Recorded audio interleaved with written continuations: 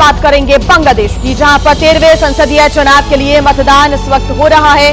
मतदान की जो प्रक्रिया है वो शुरू हो चुकी है और मुख्य मुकाबला बांग्लादेश नेशनलिस्ट पार्टी यानी कि बीएनपी और जमाते इस्लामी के बीच माना जा रहा है।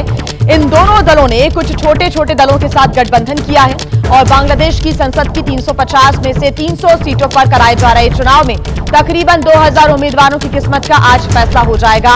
8 लाख चुनाव अधिकार चुनाव प्रक्रिया में लगे हुए हैं। लगातार इंतजाम यहां पर पुख्ता किए गए हैं। बीएनपी कुल 292 सीटों पर लड़ रही है चुनाव, तो जमात इस्लामी की बात करें तो 225 सीटों पर उसने अपने उम्मीदवारों को उतारा है। तो वहीं जातीय पार्टी ई 196 सीटों पर अपनी ताल ठोक रही है। बांग्लादेशी इस्लामी आंदोलन 259 सीट पर चुनाव लड़ रही है। 1 लाख से अधिक सैनिक यहां पर सुरक्षा के लिए तैनात किए गए हैं।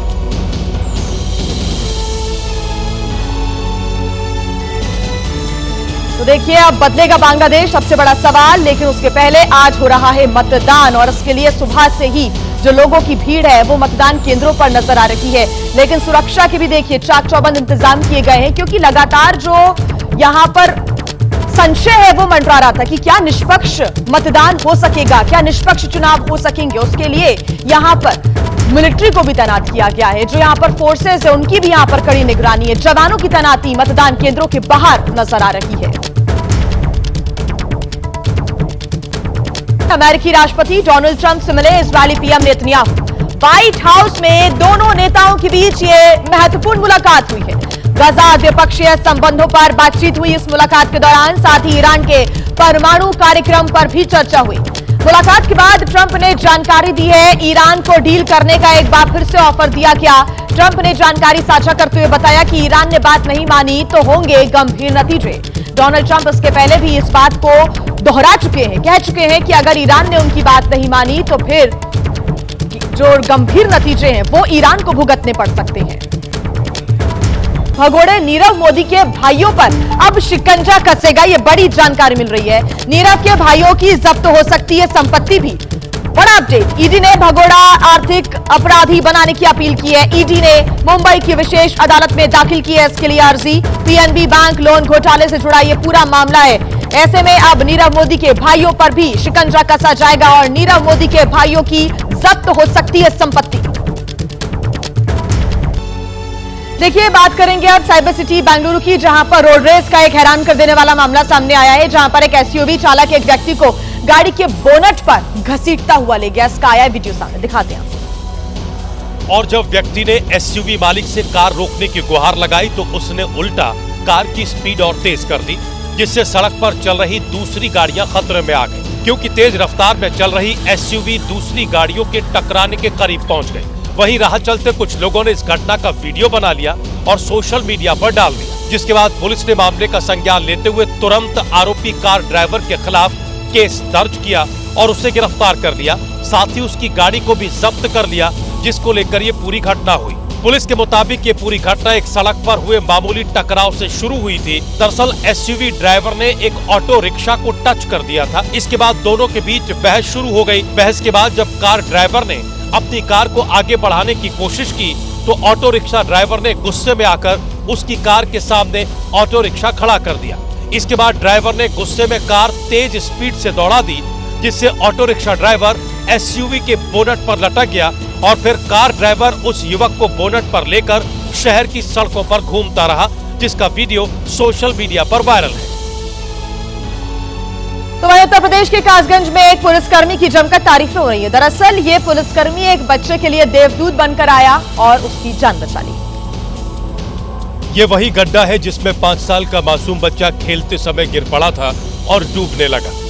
जैसे ही बच्चा गड्ढे में डूबा, चीख पुकार सुनकर आसपास के लोग इकट्ठे हो गए, लेकिन पानी की गहराई और कीचड़ के डर से कोई भी उस बच्चे की जिंदगी को बचाने के लिए पानी में कूदने का साहस नहीं कर रहा था। इसी दौरान गश्त पर तैनात पुलिसकर्मी गौरव की नजर भीड़ पर पड़ी।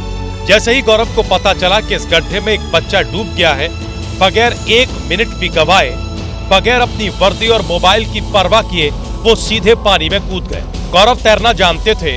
आखिरकार कड़ी मशक्कत के बाद गौरव ने बच्चे को सुरक्षित बाहर निकाल लिया। कासगंज एटा रोड पर हुआ ये पूरा वाकया पास में लगे सीसीटीवी कैमरे में कैद हो गया। बच्चे को बाहर निकालते ही उसे अस्पताल पहुंचाया गया, जहां शुरुआती इलाज के बाद उसकी स्थिति खतरे से बाहर बताई जा रही है। बच्चे के परिजनों ने भावुक होते हुए पुलिसकर्मी गौरव का आभार जताया और उन्हें वर्दी में भगवान की संज्ञा दे डाली। गौरव के अदम्य साहस और सूझबूझ को देखते हुए कासगंज की पुलिस अधीक्षक सुश्री अंकिता शर्मा ने उन्हें प्रशस्ति पत्र प्रदान कर पुरस्कृत करने की घोषणा की है। वह हरिद्वार से सटे रुड़की में उस वक्त दर्दनाक हादसा हो गया जब एक युवक की गंग नहर में डूबने की वजह से मौत हो गई। युवक IIT रुड़की का छात्र था जो अपने दोस्तों के साथ गंग नहर के पास टहल रहा था। बताया जा रहा है कि तभी टहलते वक्त आशीष का पैर फिसला और वो सीधे उफनती गंग नहर में जा गिरा। पानी का बहाव इतना तेज था कि आशीष को संभलने का मौका तक नहीं मिला।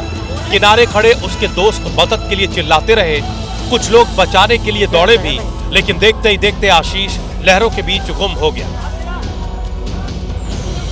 बनारस का रहने वाला आशीष IIT रुड़की में MBA की पढ़ाई कर रहा था, जो अपने दोस्तों के साथ सोलानी पार्क में सुकून के पल बिताने आया था। लेकिन शायद उसे पता नहीं था कि गंग नहर का ये किनारा उसके लिए जीवन का आखिरी किनारा साबित होगा।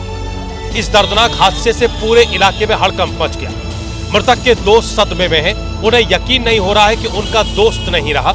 वही हादसे की खबर मिलते ही पुलिस की टीम मौके पर पहुंची। गोताखोरों की मदद से नहर के कोने कोने को खंगाला जा रहा है, लेकिन घंटों बीत जाने के बाद भी आशीष का कुछ पता नहीं चला है। और आइए बात करेंगे अब मुंबई की बड़ी खबर आपको हम यहां से बता दें, जहां के भाईखला इलाके में लिफ्ट गिरने की घटना सामने आई है। 18 मंजिला इमारत में लिफ्ट गिरी। 18 मंजिला इमारत से सीधे जो लिफ्ट है वो नीचे गिरी, जिसकी वजह से 5 लोग घायल बताए जा रहे हैं। हादसे की जांच के लिए आदेश भी दे दिए गए हैं। 5 लोग गंभीर रूप से घायल, जिनका अस्पताल में इलाज चल रहा है। अब पूरे मामले की जांच पड़ताल की जा रही है कि क्या जर्जर स्थिति में थी लिफ्ट, जिसकी वजह से जो लिफ्ट का वायर है वो टूटता है और अचानक से लिफ्ट नीचे आ गिरती है। बताया जा रहा है कि 5 लोग लिफ्ट गिरने की वजह से घायल हो गए हैं, जिनका अस्पताल में इलाज चल रहा है। हादसे की जांच के आदेश भी दे दिए गए हैं। बांग्लादेश में 13वें संसदीय चुनाव के लिए मतदान शुरू हो चुका है। लगातार यहां पर वोटिंग की प्रक्रिया चल रही है और मुख्य मुकाबला जो है वो बांग्लादेश नेशनलिस्ट पार्टी यानी कि BNP और जमात इस्लामी के बीच माना जा रहा है। इन दोनों दलों ने कुछ छोटे छोटे दलों के साथ गठबंधन किया है। बांग्लादेश की संसद की 350 में से 300 सीटों पर कराए जा रहे चुनाव में तकरीबन 2000 उम्मीदवारों की किस्मत का आज फैसला हो जाएगा। 8 लाख चुनाव अधिकारी चुनावी प्रक्रिया में लगातार जुटे हुए हैं। BNP कुल 292 सीटों पर चुनाव लड़ रही है, तो वहीं जमात इस्लामी ने 225 सीटों पर अपने उम्मीदवारों को उतारा है, तो वहीं जातीय पार्टी E 196 सीटों पर ताल ठोक रही है। बांग्लादेशी इस्लामी आंदोलन 259 सीटों पर लड़ रही है चुनाव। 1 लाख से ज्यादा सैनिक तैनात किए गए हैं। चुनाव के साथ साथ संसदीय सुधार के लिए जनमत संग्रह भी होगा। शेख हसीना की तख्तापलट के बाद ये पहला चुनाव है।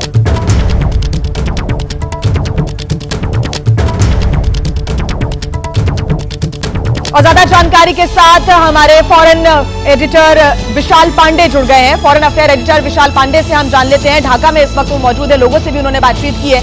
विशाल, अब क्योंकि लगातार आगे बढ़ रहा है वक्त और लोगों की भीड़ भी मतदान केंद्रों पर नजर आ रही है, क्या तैयारियां और क्या तस्वीरें ढाका में आप देख पा रहे हैं इस वक्त? दीपा, बिल्कुल इस वक्त मैं ढाका के एक पोलिंग बूथ पर मौजूद हूं और अब से थोड़ी ही देर में BNP के नेता तारिक रहमान यहां पर अपना वोट डालने के लिए पहुंचने वाले हैं। उसको लेकर सिक्योरिटी की तैयारियां यहां पर काफी बड़ी की जा रही है, क्योंकि किसी भी वक्त तारिक रहमान इस पोलिंग बूथ पर पहुंचने वाले हैं। BNP के इस वक्त के सबसे बड़े चेहरा हैं, BNP को लीड कर रहे हैं और ऐसा माना जा रहा है कि इन चुनावों के बाद अगर BNP गठबंधन सत्ता में आती है तो तारिक रहमान ही बांग्लादेश के अगले प्रधानमंत्री होंगे। तो ऐसे हालात में यहाँ पर उनकी सुरक्षा को लेकर भी कड़े कदम उठाए जा रहे हैं। थोड़ी देर में वोट डालने के लिए तारिक रहमान इस पोलिंग बूथ पर पहुंचने वाले हैं। बांग्लादेश की आर्मी सड़कों पर नजर आ रही है, जो अन्य पुलिस फोर्स है वो भी यहाँ पर दिखाई दे रही है। थोड़ी देर में तारिक रहमान यहाँ पहुंचने वाले हैं। तारिक रहमान खुद 2 संसदीय सीटों से चुनाव लड़ रहे हैं बांग्लादेश में। एक ये ढाका 17 की सीट है और एक बोगुरा सीट है, जहां से वो चुनावी किस्मत आजमा रहे हैं। मुख्य तौर पर लड़ाई, आपने बिल्कुल ठीक कहा, जमात इस्लामी गठबंधन बनाम BNP गठबंधन की है। इन दोनों गठबंधन के बीच कई लोग काफी कांटे की टक्कर बता रहे हैं, लेकिन अवामी लीग लीग के समर्थक किस तरफ जाते हैं, यह बहुत कुछ तय करेगा चुनाव के नतीजे। इसके साथ ही साथ यह भी कहा जा सकता है कि जो युवा वोटर्स है, जेनजी है, वो किस तरफ जाएंगे, वो इस चुनाव की किस्मत को बदल सकते हैं। हमने आज सुबह से बहुत सारे मतदाताओं से बातचीत की है, कोई खुलकर अपनी बात आज के दिन नहीं रख रहा है। हालांकि जो वोट है उसकी गोपनीयता भी बनी रहनी चाहिए, लेकिन तमाम मतदाताओं ने हमसे बातचीत में यही कहा कि बांग्लादेश में एक स्थिर सरकार होनी चाहिए, राजनीतिक स्थिरता होनी चाहिए, क्योंकि बीते कई दौर में हमने देखा है कि बांग्लादेश में स्थिरता नहीं रही है। दूसरा, बड़ी संख्या में जो जेनजी वोटर्स हैं बांग्लादेश के, उन सभी ने कहा है कि भारत के साथ बांग्लादेश के संबंध और मजबूत और बेहतर होने चाहिए, जो भी बांग्लादेश की नई सरकार आए, क्योंकि भारत बांग्लादेश का पड़ोसी देश है। तो जो बांग्लादेश की आम आवाम है वो भारत के साथ अपने संबंधों को और बेहतर और मजबूत देखना चाहती है। बीएनपी और जमाते इस्लामी दोनों के लिए यही देखना काफी महत्वपूर्ण होगा कि वो भारत के साथ किस नीति को लेकर आगे बढ़ते हैं, क्योंकि भारत तो हमेशा से ही बांग्लादेश की जनता के साथ खड़ा रहा है। जो लोकतांत्रिक तरीके से सरकारों का चयन होता है, उनके साथ भारत हमेशा से संवाद करता रहा है, और भारत की जो भूमिका रही है बांग्लादेश की आज़ादी में, वो भी बांग्लादेश की आवाम हमेशा याद रखती है। कैसे 1971 में पाकिस्तान से बांग्लादेश को आज़ादी भारत ने दिलाई, तो वो तमाम ऐसी चीज़ें हैं जो लोगों के जहन में है, और इन्हीं तमाम चीज़ों को लेकर बांग्लादेश में आज मतदान हो रहा है। अवामी लीग इस चुनाव का हिस्सा नहीं है, प्रतिबंध लगा हुआ है। शेख हसीना बांग्लादेश में नहीं है। दो बेगम के बाद दो रहमान की सीधी लड़ाई है। शफीकुर रहमान जमाते इस्लामी के चेहरा है, और इसके साथ ही तारिक रहमान बीएनपी के चेहरा है। शफीकुर रहमान की पार्टी जमाते इस्लामी पर शेख हसीना के दौर में लगातार प्रतिबंध था, वो चुनाव में हिस्सा नहीं ले सकते थे। खुद शफीकुर रहमान जेल में थे, उनकी विचारधारा काफी कट्टर मानी जाती है, और जो जमाते इस्लामी है उनकी तरफ से किसी भी महिला प्रत्याशी को टिकट नहीं दिया गया है, महिला प्रत्याशी नहीं खड़े किए गए हैं। वहीं जमाते इस्लामी ने एक हिंदू समुदाय के व्यक्ति को जरूर एक टिकट दिया है 225 सीटों में से, लेकिन क्या ये एक मैसेजिंग है, यह एक बड़ा सवाल है। और दूसरी तरफ अगर हम बीएनपी की बात करें, तो बीएनपी एक पुरानी और पारंपरिक पार्टी रही है बांग्लादेश की, वो तमाम मुद्दों पर अपना रुख यहाँ पर रखती रही है। तो क्या जो अल्पसंख्यक हिंदू हैं वो इस चुनाव में अवामी लीग की गैर मौजूदगी में बीएनपी की ओर जाएंगे, यह एक बहुत बड़ा सवाल है। इसके साथ ही साथ यह देखा जा रहा है कि कैसे बीएनपी ने इस चुनाव में एक वैक्यूम जो खाली था उसे भरने की कोशिश की है, और खालिदा जिया के निधन के बाद एक सिंपैथी का वोट बैंक भी तारिक रहमान के साथ देखा जा सकता है। और तारिक रहमान ने जो अपना मैनिफेस्टो जारी किया, उसमें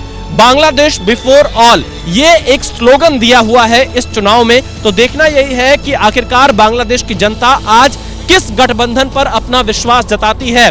भारत के समय के मुताबिक शाम 4 बजे तक वोटिंग होगी, और उसके ठीक बाद मतों की गणना होगी। दीपा, यहाँ पर एक बड़ी बात यह है कि वोट के साथ साथ आज जनमत संग्रह पर भी वोट हो रहा है। जनमत संग्रह वो चीज है जो जुलाई चार्टर का हिस्सा है, बहुत सारे संवैधानिक सुधारों का पैकेज है। भारत में माफ कीजिएगा, बांग्लादेश में किस तरह के संवैधानिक सुधार किए जाएंगे जो यूथ ने मांग की थी 2024 में प्रोटेस्ट के दौरान, उन पर जनमत संग्रह कराया जाएगा। और अगर मेजॉरिटी हाँ में आती है तो जो नई सरकार बनेगी वो संसद से उन जनमत संग्रह पर संवैधानिक सुधारों का कानून लाकर उसे आगे बढ़ाएगी। तो कुल मिलाकर मैं एक बार फिर से तस्वीरें दिखा देता हूं दीपा, तैयारी पूरी है। तारिक रहमान अब किसी भी वक्त यहां पर वोट डालने के लिए पहुंच सकते हैं। दीपा, विशाल, आप बने रहिएगा हमारे साथ। और आपने ठीक कहा, किसी भी देखिए देश के विकास के लिए ये बहुत ज्यादा जरूरी है कि वहां की जो सरकार है वो स्थिर रहे। बार बार चुनाव होना, तख्ता पलट होना किसी भी देश के विकास के लिए बेहद खतरा बनता है। और ऐसे में आप बता रहे हैं कि कुछ देर बाद तारिक रहमान पहुंचेंगे, वो भी अपना वोट यहां पर देंगे। आप नजर बना के रखिएगा, आगे आपसे अपडेट्स हम लेते रहेंगे। फिलहाल शुक्रिया तमाम जानकारी के लिए। और आइए अब नमस्ते भारत में खबरों में आगे बढ़ते हैं। बात करेंगे मध्य प्रदेश की, जहां के सीधी में उस वक्त हड़कंप मच गया जब जिला अस्पताल के बाहर खड़ी एम्बुलेंस में अचानक से आग लग गई। आग इतनी ज्यादा भयानक थी कि देखते ही देखते एम्बुलेंस जलकर राख हो गई। बताया जा रहा है कि एम्बुलेंस कई दिन से जिला अस्पताल के बाहर खड़ी थी, लेकिन बुधवार को अचानक एम्बुलेंस में आग लग गई, जिससे अस्पताल के बाहर अफरा तफरी का माहौल बन गया। तुरंत इसकी जानकारी फायर ब्रिगेड को दी गई, लेकिन जब तक फायर ब्रिगेड आती पूरी एम्बुलेंस आग का गोला बन चुकी थी। फायर ब्रिगेड ने कड़ी मशक्कत के बाद आग पर काबू पाया, लेकिन एम्बुलेंस जलकर राख हो गई। हालांकि आग लगी कैसे इसका पता नहीं चला है। वहीं कुछ लोग आग के पीछे शॉर्ट सर्किट को वजह बता रहे हैं। फिलहाल पुलिस मामले की जांच में जुटी है। गनीमत इतनी रही कि हादसा ऐसे वक्त में हुआ जब एम्बुलेंस खड़ी थी। अगर एम्बुलेंस किसी मरीज को ले जाते वक्त आग का शिकार हुई होती तो उसकी जान पर आ जाती। उत्तर प्रदेश के गोंडा में एक दिल दहला देने वाला मामला सामने आया है। यूपीएससी की तैयारी करने और गर्लफ्रेंड की ख्वाहिशों को पूरा करने के लिए एक छोटे भाई ने अपने बड़े भाई की हत्या कर दी। पुलिस गिरफ्त में खड़े शख्स पर आरोप है कि इसने अपने सगे बड़े भाई की चाकुओं से गोदकर हत्या कर दी। बताया जा रहा है कि खेत में पानी लगाने के बहाने ये अपने बड़े भाई को खेत पर ले गया और पहले इसने बड़े भाई की आंखों में मिर्ची पाउडर डाला और फिर चाकू से शरीर पर 17 वार किए, जिससे कि मौके पर ही उसकी मौत हो गई। शुरू में इसने पुलिस को गुमराह करने की कोशिश की और हत्या का आरोप दूसरे लोगों पर मढ़ दिया, लेकिन बाद में जब सख्ती से पूछताछ की गई तो इसने अपना जुर्म कबूल कर लिया। दिनांक 27 जनवरी को घटना के करीब एक हफ्ते पहले उसने एक धारदार चाकू कस्बा कनलगंज से खरीदा, जिसकी धार 31 जनवरी को उसने एक दुकान पर जाकर उस चाकू की धार तेज कराई। रात को जब वो दोनों अकेले थे खेत में तो मौका पाकर उसने अचानक जो लाल मिर्ची का पाउडर था अपने बड़े भाई की आंख में फेंका, जिससे वो संभल नहीं पाया और तबड़तोड़ उसने धारदार चाकू से उनके गले पे वार कर दिया, जिससे वो वहीं पर गिर गए और उनकी मृत्यु हो गई। इस घटना के पीछे जो वजह निकलकर सामने आई वो भी बेहद चौंकाने वाली है। आरोप है कि यह शख्स यूपीएससी की तैयारी कर रहा था, जिसके लिए इसे पैसों की जरूरत थी। घर का पूरा फाइनेंशियल कंट्रोल बड़े भाई के हाथों में था और बड़े भाई इसे पैसे देने में आनाकानी कर रहे थे, जिससे ये बड़े भाई से नाराज था। इतना ही नहीं, आरोप ये भी है कि ये अपनी गर्लफ्रेंड की ख्वाहिशों को पूरा करना चाहता था और इसके लिए इसे पैसों की जरूरत रहती थी। बहरहाल इस हत्याकांड के खुलासे से इलाके में सनसनी है। ये पूरा मामला कर्नलगंज कोतवाली इलाके में पड़ने वाले दुल्हिनपुरवा गांव का है। पुलिस ने इस शख्स को गिरफ्तार कर जेल भेज दिया है। और आइए अब बात करेंगे उत्तर प्रदेश की, जहां की बिजनौर में जिस गुलदार की दहशत से गांव वाले घरों से बाहर नहीं निकल पा रहे थे और अब उस गुलदार को वन विभाग की टीम ने कड़ी मशक्कत के बाद पकड़ ही लिया। और जैसे ही खबर आई कि गुलदार पकड़ा गया है, गांव वाले गुलदार को देखने जंगल की ओर दौड़ पड़े, क्योंकि वन विभाग की टीम ने गुलदार को फंदे में कैद कर रखा था। ऐसे में बड़ी संख्या में गांव वाले गुलदार को देखने आ गए। लेकिन इसी बीच एक ऐसा मंजर देखने को मिला जब गुलदार वन विभाग के कर्मचारियों की तरफ दौड़ता दिखा, लेकिन कैद में होने की वजह से गुलदार कुछ कर नहीं पाया। दरअसल जैसे ही गुलदार दौड़ा, उसने जोरदार दहाड़ लगाई, जिसे सुनकर मौके पर मौजूद हर शख्स सहम गया। बाद में वन विभाग की टीम ने गुलदार को जंगल में छोड़ दिया। 14 फरवरी को जहां प्रेमी वैलेंटाइंस डे का बेसब्री से इंतजार कर रहे हैं, तो वहीं हिंदूवादी संगठनों ने भी इसे रोकने के लिए पूरी तैयारी कर ली है। मध्य प्रदेश के सागर में शिवसेना ने वैलेंटाइन डे के खिलाफ मोर्चा खोल दिया है। शिव सैनिकों ने बाकायदा पहलवान बाबा मंदिर में लट्ठों में चमेली और सरसों का तेल पिलाकर उनका पूजन किया। शिव सैनिकों ने चेतावनी दी कि अगर पार्क, होटल, धार्मिक स्थलों पर अश्लीलता फैलाई गई तो इन्हीं लट्ठों से उनकी खबर ली जाएगी। यही नहीं, दीवारों पर पोस्टर भी चिपकाए गए और लिखा है, जहां मिलेंगे बाबू सोना तोड़ देंगे कोना कोना। 2-3 दिन पहले से ही शिव सैनिकों ने तैयारी कर ली है। पार्क, रेस्टोरेंट, प्रेमी स्पॉट, जहां पर अश्लील हरकतें करते पाए जाने वाले प्रेमी युगलों के खिलाफ आज शिव सैनिकों ने डंडों में तेल पिलाया है। फिलहाल शिव सैनिकों की चेतावनी से प्रेमी युगलों में डर का माहौल है। हालांकि सवाल कानून व्यवस्था पर भी उठ रहे हैं। देखिए, वैलेंटाइंस वीक में लोग एक दूसरे से प्यार का इजहार कर रहे हैं और इस बीच उत्तर प्रदेश के मऊ में एक लड़की ने खौफनाक कदम उठा लिया और अब इसका वीडियो भी सोशल मीडिया पर वायरल हो रहा है। इश्क में मात खा चुकी इस लड़की ने पुल से सरयू नदी में छलांग लगा दी, लेकिन तभी मछुआरे वहां पहुंच गए और इस लड़की को नाव पर खींच लिया।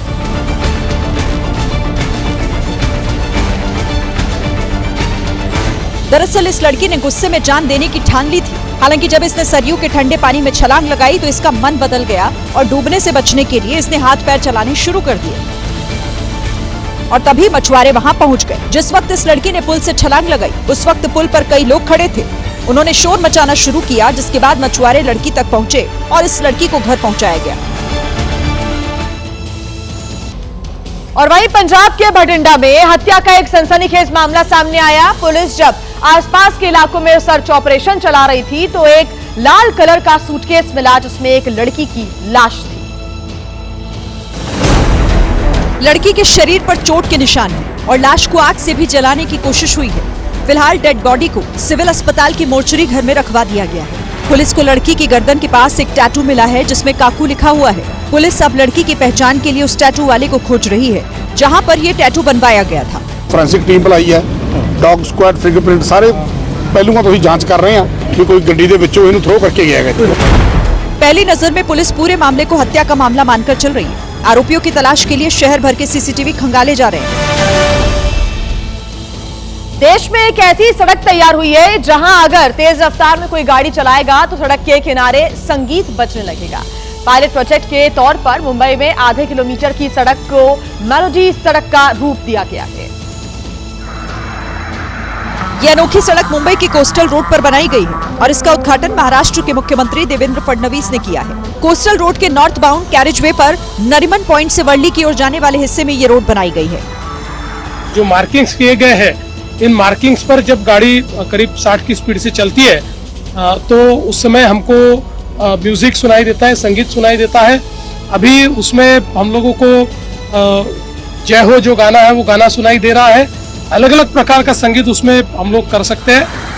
मेलोडी रोड का विचार सबसे पहले 2007 में जापान में सामने आया था। इसके बाद हंगरी, जापान, साउथ कोरिया और संयुक्त अरब अमीरात में भी ऐसी सड़कें बनाई गई। मुंबई की यह सड़क दुनिया की 5वीं और भारत की पहली मेलोडी रोड है।